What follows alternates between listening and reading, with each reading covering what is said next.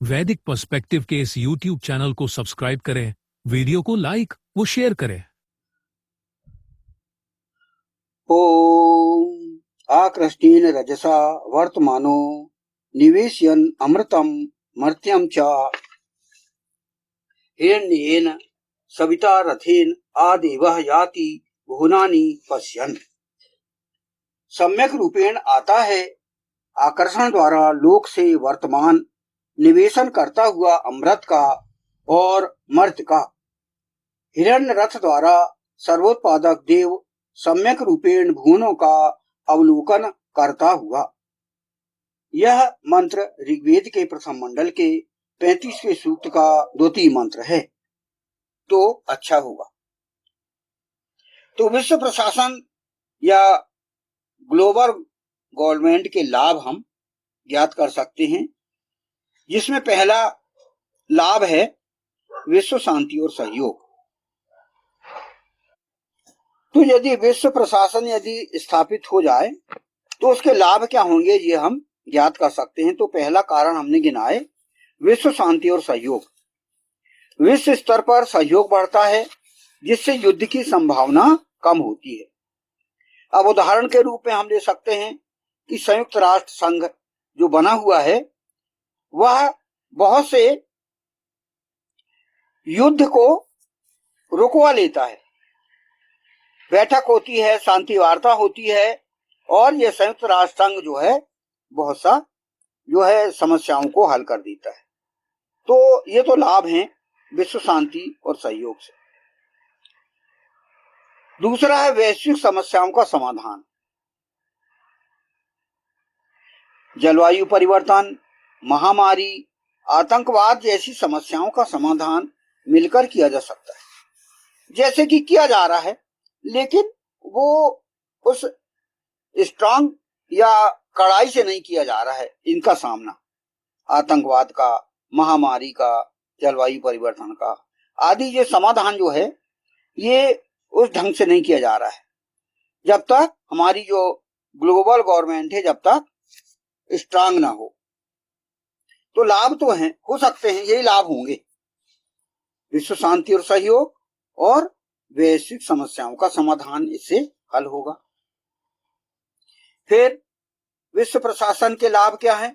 तीसरा, समानता और न्याय। समानता और न्याय यानी सभी देशों के लिए एक समान नियम और मानवाधिकारों की रक्षा संभव होती है।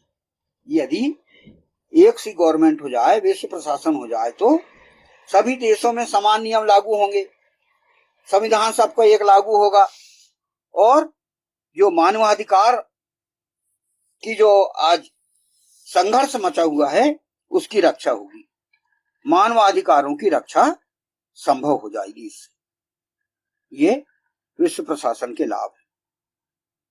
अब चौथा लाभ क्या है? आर्थिक विकास और व्यापार।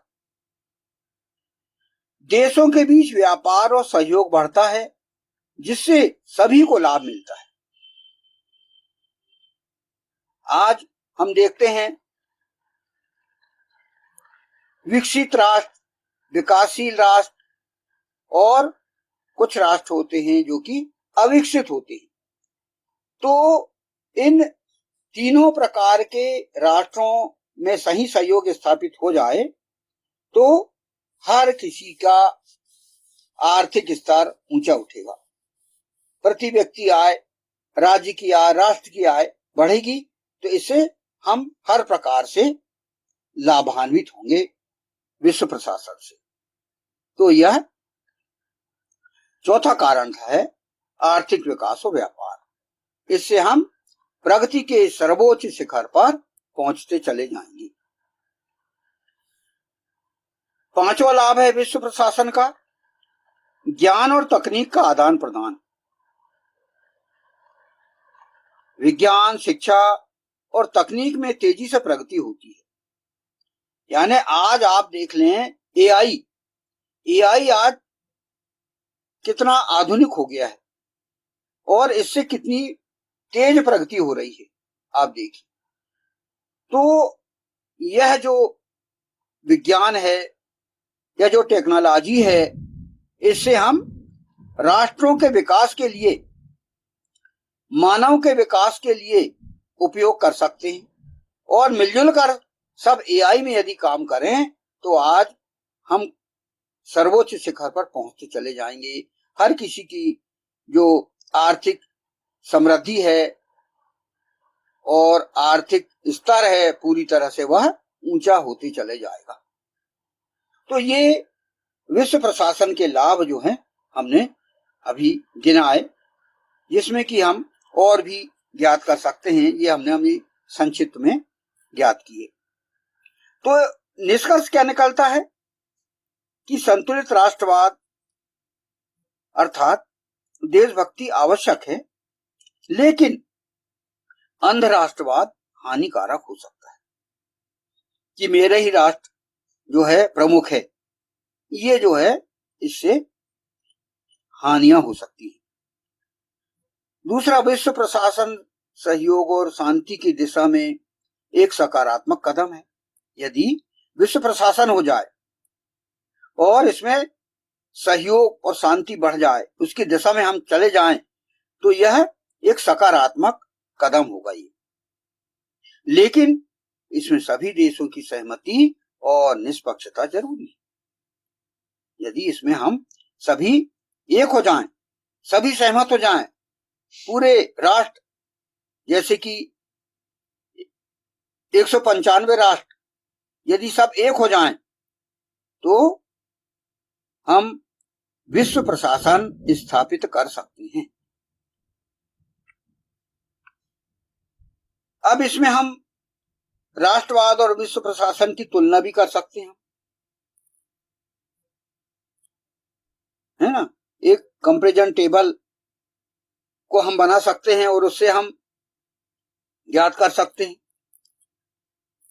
तो हमारा जो विश्व है, ये राष्ट्रवाद और विश्व प्रशासन की तुलना को यदि समझें विश्व, तो फिर इस विश्लेषण के आधार पर हम हमारे नए कंक्लूजन, नए निष्कर्ष हम ज्ञात कर सकते हैं। तो आज हम राष्ट्रवाद और विश्व प्रशासन की तुलना कर सकते हैं। हम यदि तुलना करें तो जैसे मुख्य विचार हम इसको लें कि मुख्य विचार के आधार पर हम क्या लें कि अपने राष्ट्र को सर्वोपरि मानना, ये राष्ट्रवाद का विचारधारा है। और विश्व प्रशासन में क्या होगा? विश्व प्रशासन में होगा कि पूरे विश्व को एक इकाई मानना। यदि विश्व प्रशासन हो जाए तो हमारी जो विचारधारा ये बदल जाएगी। राष्ट्रवाद में क्या है, हम राष्ट्र को सर्वोपरि समझते हैं, लेकिन विश्व प्रशासन जब यदि हो जाएगा तो पूरे विश्व को एक इकाई मानेंगे, एक सिंगल यूनिट मानेंगे। जितने भी 150-200 जितने भी राष्ट्र हैं वो सभी एक इकाई माने जाएंगे। ये विश्व प्रशासन की कल्पना हम कर सकते हैं। अब उद्देश्य के आधार पर हम राष्ट्रवाद और विश्व प्रशासन की तुलना कैसे करें? उद्देश्य में यदि राष्ट्रवाद का उद्देश्य क्या होगा?